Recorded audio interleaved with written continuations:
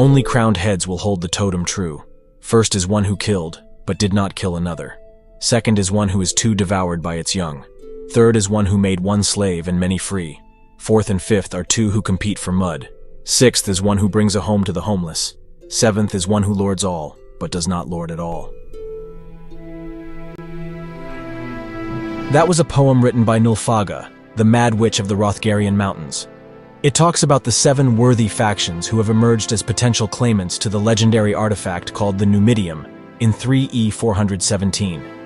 The Numidium was a colossal automaton created by the Dwemer, and later used by Emperor Tiber Septim in his conquest of Tamriel.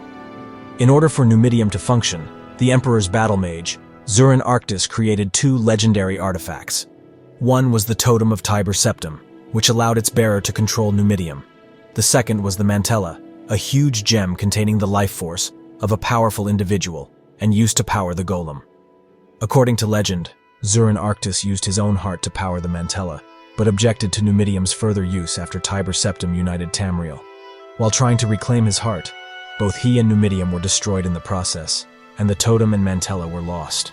Unable to truly die without his heart, Arctis became the creature known as the Underking. Over the next 4 centuries, the Blades were tasked with finding and reassembling the remains of Numidium, along with the totem and the Mantella. The totem of Tiber Septim resurfaced in the Iliac Bay region sometime around 3E 401. After changing hands several times over the next few years, it was recovered by a mysterious adventurer sent by Emperor Uriel Septim VII. In the same year, Queen Nulfaga discovered the resting place of the Mantella during one of her astral travels. Nulfaga informed Emperor Uriel Septim VII of her discovery, but refused to divulge its location, unless he guarantees that by recreating Numidium, he would not destroy any of her son King Lysandas's power. Ultimately, the mysterious adventurer was able to recover the Mantella from its resting place in Aetherius, the immortal plane thought to be the origin of all magic and arcane arts. The Underking Zurin Arctis placed a seal upon the totem of Tiber Septim during its creation.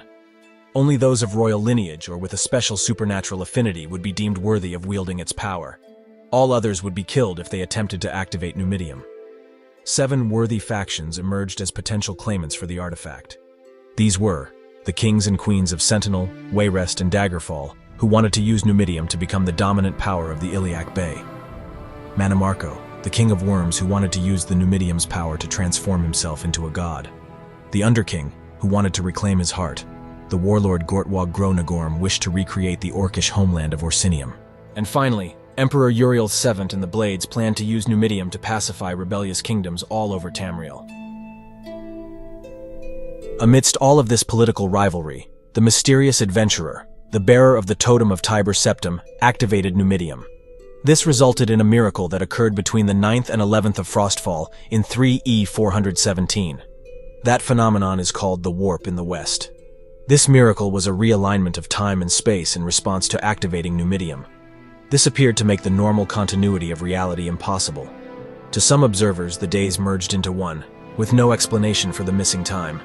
Other events progressed much further than those 3 days could account for. The warp in the west caused natural disasters, which ravaged the Iliac Bay region, from earthquakes and freak sandstorms. Each of the 7 powers took ownership of the totem, simultaneously, and each of them achieved their goals to some degree. Before the events of the 9th of Frostfall, the Iliac Bay area comprised 44 independent regions. On the 11th, there were 4, Daggerfall, Sentinel, Wayrest, and Orsinium, their new borders demarcated by a blackened, desolate no-man's land. In the years that followed, the warp in the west gained another sobriquet, the miracle of peace. Despite the indescribable death and destruction that took place, the end result was a stable, relatively peaceful Iliac Bay loyal to the Empire.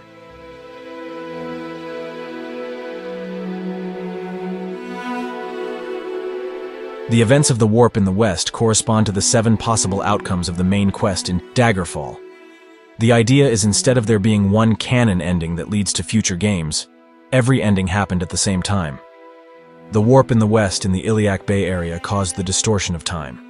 This phenomenon was known as Dragon Break, and has occurred multiple times in the history of Tamriel. The first activation of Numidium by Tiber Septim at the town of Rimmen in Elsewhere is said to have preceded a dragon break that heralded the Third Empire. The second activation of Numidium in the Iliac Bay region happened during 3E417, which we spoke about in this episode.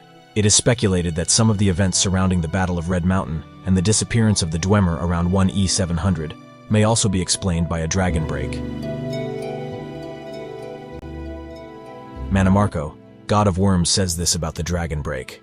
The three thieves of Morrowind could tell you where they were. So could the High King of Alinor, who was the one who broke it in the first place. There are others on this earth that could too. Izmir, Pelinal, Arnan the Fox, or should I say Arctus. The last dwarf would talk if they would let him. As for myself, I was here and there and here again, like the rest of the mortals during the dragon break.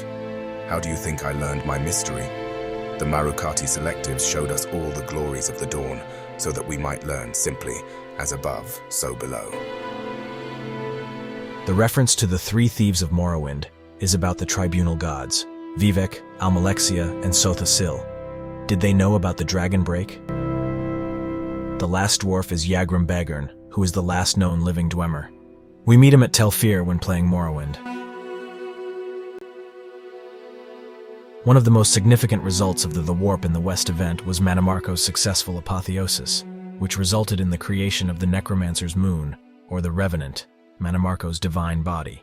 For some reason, Mannimarco didn't or couldn't use the possibly intended result of the Mantella being a conduit to divinity. He just became the Necromancer's Moon, and had just enough power to eclipse Arche occasionally.